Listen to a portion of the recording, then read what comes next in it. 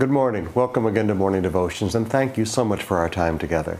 I'd like you to look with me in Acts chapter 15 for our devotional thought today, to maybe a thought that will surprise you a little bit.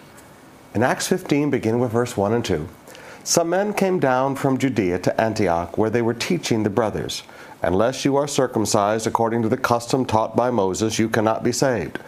This brought Paul and Barnabas into sharp dispute and debate with them. Now look over to verse 24. This was the letter the apostles wrote to deal with the situation. "We have heard that some went out from us without our authorization and disturbed you, troubling your minds by what they said." Brothers and sisters, sometimes the role of a pastor is not to be a nice guy.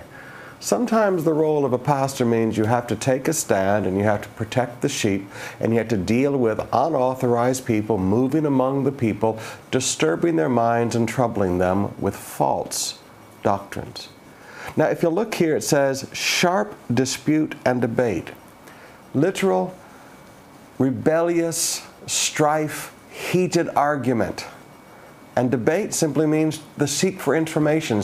Paul and Barnabas challenged them for information. So Paul and Barnabas were in a heated argument with these people, challenging them for information, challenging them to present their truth.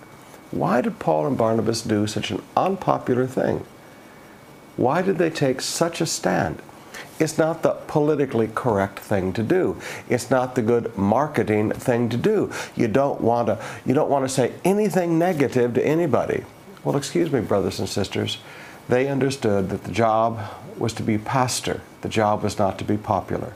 The job was to be a shepherd of the sheep, not to be one of the sheep who just wanted everybody to love them. Paul and Barnabas were very strong leaders at this point in time. These were men that had given their lives, and later on it teaches us that even the apostles recognized these were men who risked their lives for the gospel. These little guys running around shooting their mouth off, what have they ever sacrificed? What have they ever risked? Now, brothers and sisters, two things I want you to see here.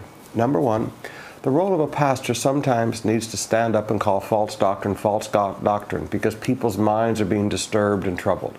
Sometimes the role of a pastor is to stand up and say, this is right and this is wrong. Sometimes the role of a pastor is to get in a heated argument with some preacher who moves in among the people. That's our role. And sometimes we need to secondly understand that as God's people, you need to choose who you're going to listen to.